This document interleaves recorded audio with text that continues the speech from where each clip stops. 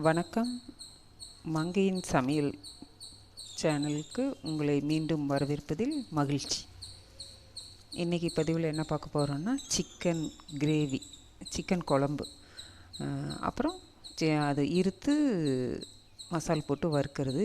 இட்லிக்கு ஞாயிற்றுக்கிழமை காலையில் எங்கள் வீட்டில் ஞாயிற்றுக்கிழமை காலையில் சிக்கன் குழம்பு, இட்லி, சிக்கன் வறுவல் தான் ஸ்பெஷல். சண்டே இது கண்டிப்பாக எங்கள் வீட்டில் இருக்கும். ரொம்ப அருமையாக இருக்கும், ரொம்ப ஈஸியாக செய்யலாம். அதுக்கான இன்க்ரீடியன்ஸ் எல்லாம் எடுத்து வச்சுருக்கேன். 1/2 கிலோ அளவுக்கு சிக்கனு, அது கூட அதை நல்லா கழுவிட்டு அது கூட குழம்புக்கு தேவையான அளவு உப்பு, மஞ்சத்தூள் போட்டு இங்கே ரெடியாக வச்சுருக்கேன். இதுக்கு மசாலா பார்த்திங்கன்னா வெங்காயம் ஒரு 300 கிராம் அளவுக்கு வெங்காயம் எடுத்திருக்கேன். ஒரு முழு தேங்காயில் 1/3, அதாவது அரை மூடி தேங்காயும் இல்லாமல் முழுசாகவும் இல்லாமல் அதில் 1/3 அளவுக்கு எடுத்து வச்சுருக்கேன்.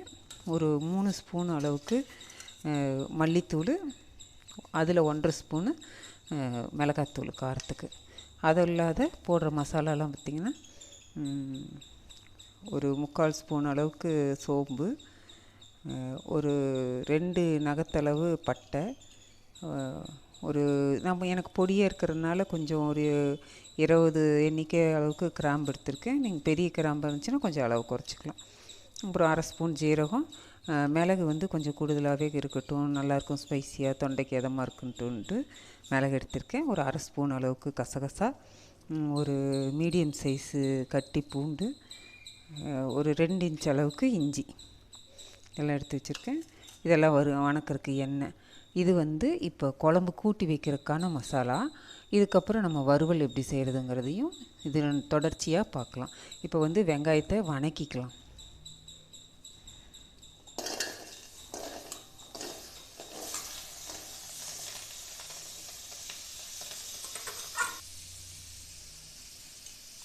இதுக்கு வணங்குறதுக்கு வேணுங்கிற அளவு எண்ணெய் ஊற்றிக்கிறேன். ஒரு ஸ்பூன் எண்ணெய். இது நிதானமாக வேகணும். நல்லா வெங்காயம் முழுசாக குக் ஆகணும். நல்லா எண்ணெயில் வணங்கிடணும். அப்போ தான் நமக்கு குழம்பு ஒரு மாதிரி கெட்டியாக இருக்கும். இல்லைன்னா தண்ணி தனியாக குழம்பு தனியாக இருக்கும். அதனால் என்ன பண்ணோம்னா ஸ்லோ ஃப்ளேமில் நல்லா வேகணும். அதுக்கு நல்லா ஒரு டென்சிட்டி அதிகமாக இருந்தால் தான் நல்லா இருக்கும். அதுக்காக நான் கொஞ்சம் இது கூட விளக்கெண்ணெய் விட்டுக்கிறேன். 1 ஸ்பூன் அளவுக்கு விளக்கெண்ணெய் எடுத்திருக்கேன். இது நல்லா வணங்குறதுக்கு டென்சிட்டி கிடைக்கும். அதனால் நிதானமாக வணங்கும் அந்த எண்ணெய் பசை இருக்கிறதுனால. 2வது சிக்கன் நமக்கு ஹீட்டு, அந்த ஹீட்டை பேலன்ஸ் பண்ணுறதுக்காக அந்த விளக்கெண்ணெய் நமக்கு உதவும். விளக்கெண்ணெய் நமக்கு நல்ல கூலிங்கு. சிக்கனோட ஹீட்டு நம்மளை பாதிக்காமல் இருக்கிறதுக்கு இந்த விளக்கெண்ணெய் யூஸ் ஆகும். இது அப்படியே நல்லா கொஞ்சம் நல்லா வணக்கிக்கலாம். இது கூடவே இந்த இஞ்சி பூண்டை தவிர மீதி எல்லாத்தையும் இது கூட போட்டுடலாம். பட்டை, கிராம்பு, சோம்பு, ஜீரகம், மிளகு, கசகசா எல்லாத்தையும் இது கூடயே போட்டு வணக்கிடலாம். இது என்ன ஆகுன்னா இந்த சூட்டில் நல்லா வறுபட்டுரும், நல்ல ஃப்ளேவர் கொடுக்கும் அது நமக்கு. இது கிட்டத்தட்ட ஒரு மீடியம் ஃப்ளேமில் வச்சு ஒரு 7 to 8 மினிட்ஸ் வரைக்கும் நல்லா வணக்கணும். இது நல்ல வெங்காயம் இந்த ரோஸ் கலரில் இல்லாமல் நல்ல கண்ணாடி பதத்துக்கு மாறிடணும். எல்லா டிஷ்ஷுக்குமே நம்ம கிட்டத்தட்ட ஒரே மாதிரியான இன்க்ரீடியன்ஸ் தான் போடுறோம். ஆனால் அதில் செய்கிற பக்குவம்னு ஒன்று இருக்குது. நம்ம கரெக்டான ரேஷியோவில் கரெக்டான பக்குவத்தில் செய்யும்போது தான் அந்த டிஷ்ஷு அதோட முழுமை அடையுது. இது நல்லா வணங்கணும். ஒரு 7 நிமிஷத்துக்கு நல்லா புகை வராமல் இப்படி குறைச்ச தீயில் நல்லா வணக்கி விட்டுக்கலாம். இது வணங்குறதுக்குள்ளே நீங்கள் மங்கையின் சமையல் சேனலை சப்ஸ்கிரைப் பண்ணிக்கோங்க. பெல் பட்டனையும் ஆல் பட்டனையும் கிளிக் பண்ணிக்கோங்க. சப்போர்ட் பண்ணுங்கள். உங்கள் ஃப்ரெண்ட்ஸுக்கும் ரிலேஷன்ஸுக்கும் ஷேர் பண்ணுங்கள். வணங்கிட்டு இருக்கட்டும். இது நல்லா வணங்கி முடிச்சதுக்கப்புறம் அது எப்படி இருக்குங்கிறது நான் உங்களுக்கு காமிக்கிறேன்.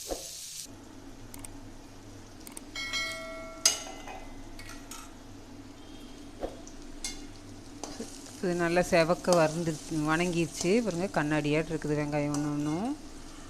இதுதான் பதம். இப்போ நம்ம எடுத்து வச்சிருந்த பூண்டை உளிச்சிட்டேன். இந்த இஞ்சி தட்டிக்கிட்டேன், ஏன்னா கிரைண்டரில் போடும்போது மையாதுங்கிறதுக்காக.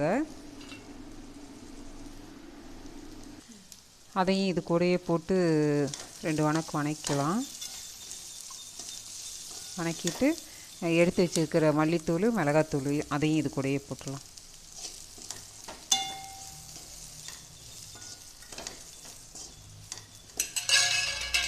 அப்புறம் எடுத்து வச்சுருக்கிற தேங்காய் அதையும் இது கூட போட்டுடலாம்.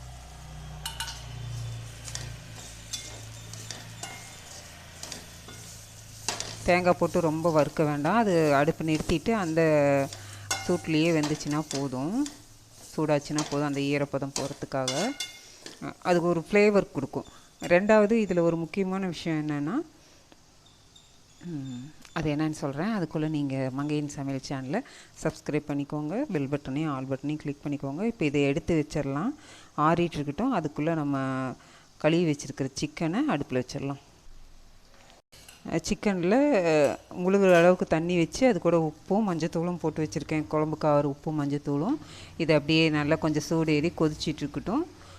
ஃப்ரீ ஹீட் ஆகிட்டு இருந்துச்சுனாக்கா நம்ம மசாலா ஆறுனதையும் அரைச்சிட்டு வந்து இதில் ஊற்றிக்கலாம். நான் என்ன டிப்ஸு சொல்ல வந்தேன்னா, இப்போ நம்ம சில்லி சிக்கன் போடுறோம், சிக்கன் 65 போடுறோம், இல்லை எதனா மீன் வறுக்கிறோம், அந்த மாதிரி எண்ணெய் ஊற்றி கொஞ்சம் டீப் ஃப்ரை பண்ணும்போது அந்த எண்ணெய் மீந்துச்சுன்னா நிறைய வீடுகளில் அதை கீழே கொட்டிடுவாங்க. ஆக்சுவலாக அது கொட்டணுங்கிறது இல்லை. நம்ம டீப் ஃப்ரை பண்ணி முடிச்சதுக்கப்புறம் ஒரு நிமிஷத்துக்கு ஸ்லோ ஃப்ளேமில் அதில் இருக்கிற அந்த ஈரப்பதம் போகிற அளவுக்கு அந்த எண்ணெயை ஹீட் பண்ணிவிட்டு அப்படியே நிறுத்திட்டு அடுப்பை ஆஃப் பண்ணிவிட்டு அது நல்லா ஆறுனதுக்கப்புறம் வேற ஒரு கண்டெய்னரில் மாற்றி வச்சுட்டு நம்ம மறுபடியும் எப்போ சிக்கனோ மட்டனோ எடுத்து நம்ம நான்வெஜ்ஜு செய்யும்போது இந்த வெங்காயம் வறுக்கிறதுக்கு, தாளிக்கிறதுக்கு, கறி வறுக்கிறதுக்கு, அந்த மாதிரி இதுக்கெல்லாம் அந்த எண்ணெயை யூஸ் பண்ணும்போது கூடுதல் ஃப்ளேவர் கிடைக்கும், நல்லாயிருக்கும் டேஸ்ட்டும். அந்த எண்ணெய் கெட்டு போயிடுமோ, அது நல்லா இருக்காதோ அப்படிங்கிறதெல்லாம் கிடையவே கிடையாது. ரொம்ப நல்லாயிருக்குங்க. ஆக்சுவலாக அதுதான் ரொம்ப நல்லாயிருக்கும், டேஸ்ட் கொடுக்கும். இது கலந்துருச்சு. இது நல்லா இப்படியே கொதிச்சிட்ருக்கட்டும். நம்ம ஆறுனதை அரைச்சிட்டு வந்துடலாம். இப்போ சிக்கன் வந்து உப்பு மஞ்சத்தூள் போட்டு கொதிச்சிட்ருக்கு. நம்ம செலவை அரைச்சிட்டு வரேன்னு சொன்னோம், அரைச்சிட்டு வந்துட்டேன். ஆக்சுவலாக எனக்கு கிரைண்டரில் போட்டால் தான் பிடிக்கும், கல்லில் ஆட்டினா தான் நல்லாயிருக்கும். இன்றைக்கி சிக்கன் கம்மியாக இருக்கிறதுனால நான் மிக்சிலேயே போட்டுட்டேன். இப்போ இது வந்து வறுக்கிறதுக்கு வந்து ஒரு குழம்பு கரண்டி அளவுக்கு இந்த ஒரு குழம்பு கரண்டி அளவுக்கு மசாலா எடுத்து வச்சிடுறேன். இது மறுபடியும் கறி இருத்து வறுக்கிறதுக்கு நல்லாயிருக்கும். இதை வந்து இப்போ இதில் கொட்டிடலாம்.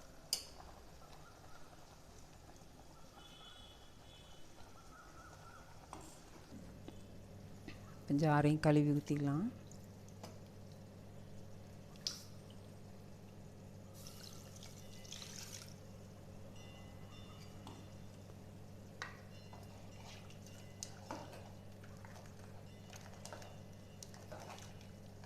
இது நல்லா கலந்து விட்டுட்டு நமக்கு குழம்பு என்ன கன்சிஸ்டன்சி வேணுமோ அதே அளவுக்கு வச்சுக்கலாம். ஏன்னா குக்கரில் வைக்கும்போது தண்ணி சுண்டாது.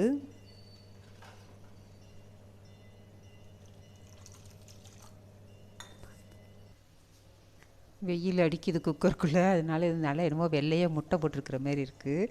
ஜன்னல் பக்கத்தில் இருக்கிறதுனால வெயில் அடிக்குது.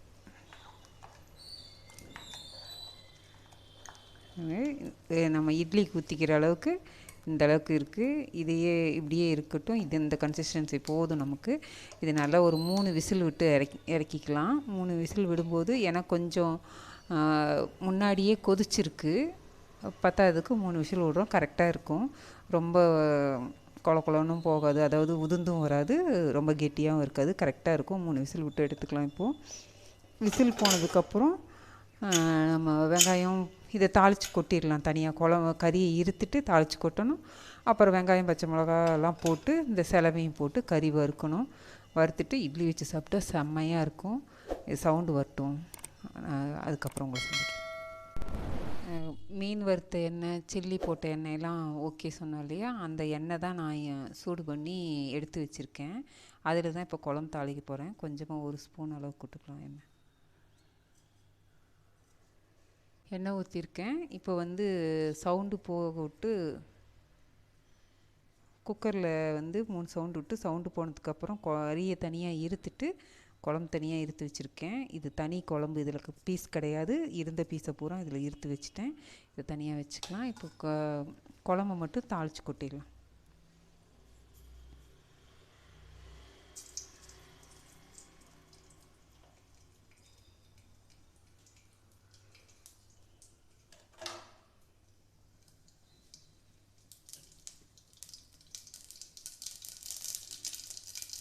கடுகு நல்லா பொரியட்டும்.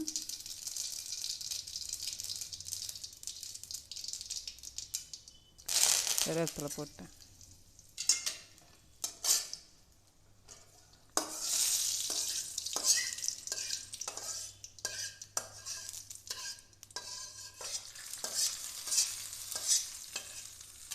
நம்ம கறியும் வணக்கி விட்டுறலாம்.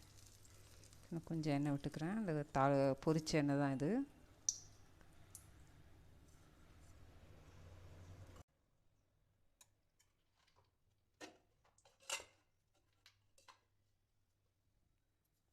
எண்ணெய் காஞ்சிருச்சு. கடுகு போடுறேன்.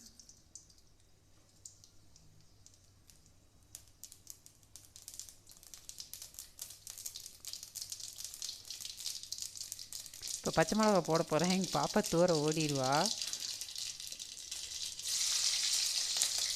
இல்லை வெடிக்கும், கதாட்டிதான்னு கையில் தெரிக்கும். அதனால் கொஞ்சம் போட்டு தள்ளி நின்றுக்கோங்க. அதை பாருங்கள் எப்படி வெடிக்குதுன்னு.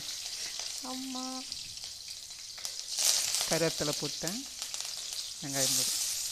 எதுக்காக பச்சை மிளகா முதல்ல போடுறோன்னு சொன்னோம்னா அது நல்லா வெடிச்சிடும். அந்த சீட்ஸ் எல்லாம் நல்லாயிருக்கும். ஃப்ளேவர், நல்ல ஃப்ளேவர் கொடுக்கும். எந்த டிஷ்ஷுக்குமே நீங்கள் வந்து ஃபஸ்ட்டு பச்சை மிளகாய் போட்டிங்கன்னா பாருங்கள் எப்படி பொரிஞ்சிருச்சுன்னு. ஆக்சுவலாக இது தனியாக வெடி மிளகான்னு வச்சுட்டு பழைய சோத்துக்கெலாம் தொட்டு சாப்பிட்டுக்கலாம். ரொம்ப நல்லாயிருக்கும். சும்மா ஒரு 2 ஸ்பூன் எண்ணெய் விட்டு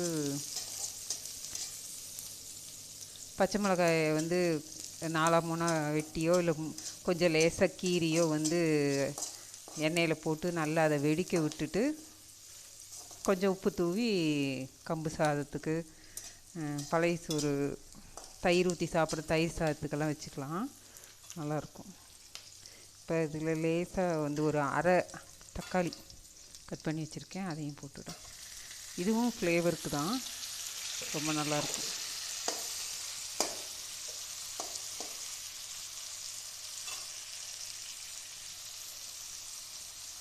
கொஞ்சம் வெங்காயத்தை இப்படி ஒதுக்கி விட்டுட்டு தக்காளியை நடுவில் போட்டோம்னா சீக்கிரம் குக் ஆகிடும்.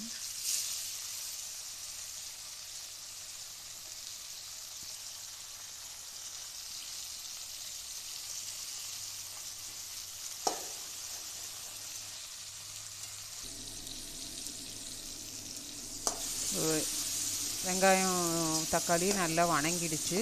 இது கூட இந்த சாந்து எடுத்து வச்சுருந்தோம் பார்த்திங்களா, நம்ம வெங்காயம், தேங்காய், பட்டை, கிராம்பெல்லாம் போட்டு மசாலாலாம் போட்டு வறுத்து அரைச்சிது. அது ஒரு குழம்பு கரண்டி எடுத்து வச்சுருந்தேன். அதை வந்து இப்படி கட்டியாக தான் வச்சுருக்கேன். அதை அப்படியே போட்டுக்கலாம். போட்டுட்டு இதோட ரா ஸ்மெல் போகிற அளவுக்கு ஒரு நிமிஷத்துக்கு இப்படியே கிளறி விட்டுக்கலாம். இதுலேயே கொஞ்சம் குக் ஆகிடணும் இந்த மசாலா. அப்போ தான் வந்து மசாலா கிரேவி வந்து ரொம்ப சூப்பராக இருக்கும்.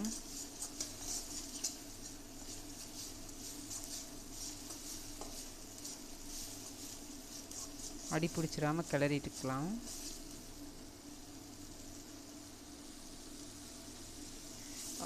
சூப்பராக மணக்குது. எனக்கு தும்மல் வேறு வரப்போகுது. இப்போ இதில் தண்ணி ஊற்றிடலாம்.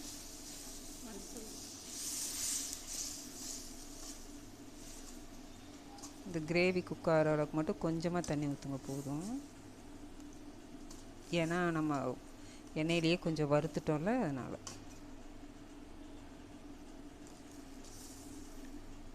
இப்போ இந்த செலவுக்கு தேவையான ஒரு 4 கல் உப்பு, கொஞ்சமாக மஞ்சத்தூள் போட்டுக்கலாம்.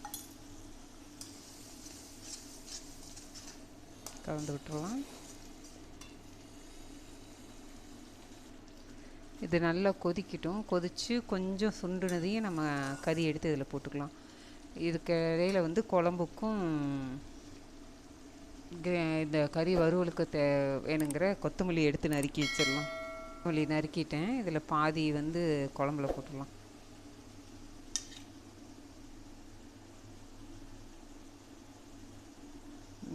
மீதி இருக்குது, மீதி எடுத்து வச்சுருக்கேன்.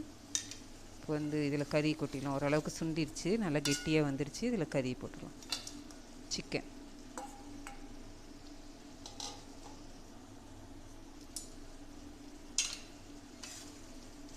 கொஞ்சம் ஈரமாக இருக்கும்போதே போட்டுக்கலாம். ஏன்னா அப்போ தான் அந்த கிரேவி வந்து சிக்கனோடு சேர்ந்து வரும்.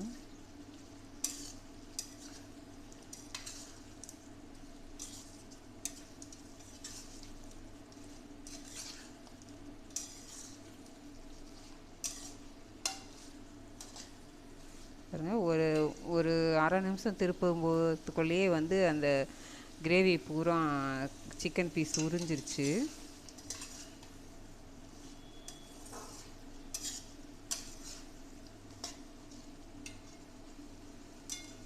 கொஞ்சம் சுண்டுட்டும்.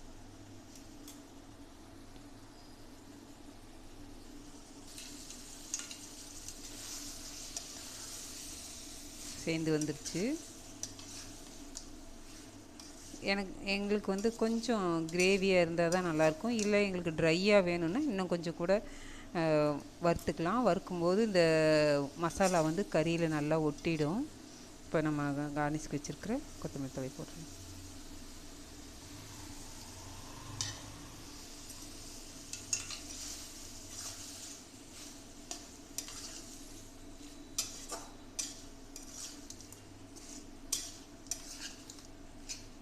இப்போ இதை வந்து சர்விங் பவுலுக்கு மாற்றிட்டு இந்த வடச்சட்டியில் ஊட்டியிருக்கிற மசாலாவுக்கு ஒரு அரை இட்லி புட்டு போட்டு பெசரி சாப்பிட்டா ஒன்றாம் கிளாஸாக இருக்கும். சுட சுட 2 இட்லி வச்சு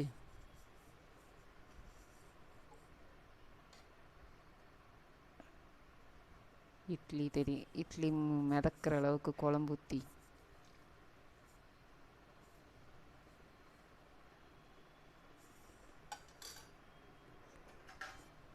ஒரு பிளேட்டில் சிக்கன் கறி வச்சு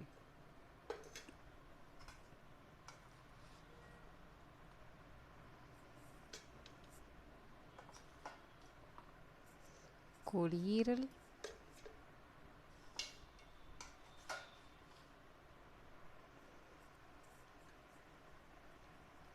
தட்டு தெரியாமல் குழம்பு, தட்டு தெரியாமல் சிக்கன் வறுவல் வச்சு சாப்பிட்டா சும்மா பட்டை கிளப்பும். செஞ்சு பாருங்கள், சாப்பிட்டு பாருங்கள்.